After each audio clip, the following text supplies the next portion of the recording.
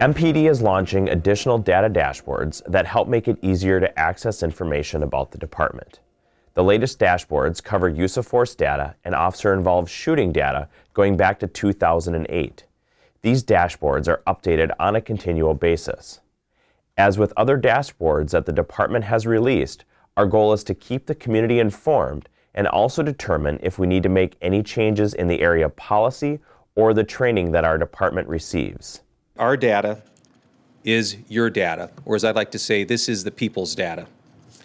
Too often in policing, our culture and our history, we have shielded our communities from this data. They have a right to this data, and starting today, the Minneapolis Police Department is going to make sure that our communities have that data.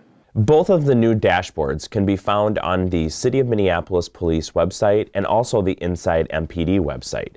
So let's take a look at the use of force dashboard. You can find information on the total number of calls for service if you search by year.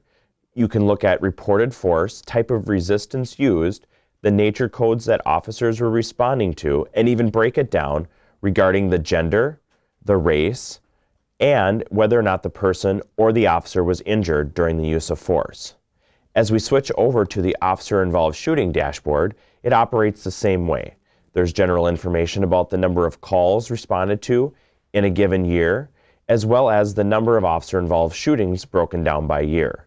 That information is further broken down in the weapon the suspect had, whether or not the subject or suspect was injured, what type of weapon the officer used, and if there was injury to the officer. There's also additional information broken down regarding the suspect's age or the amount of service time the officer has on the department. You'll also find demographic information regarding the gender and race of the person involved in the shooting. With the recent release of these two dashboards, as well as the other dashboards that MPD has released over the past several months, there's a lot of information.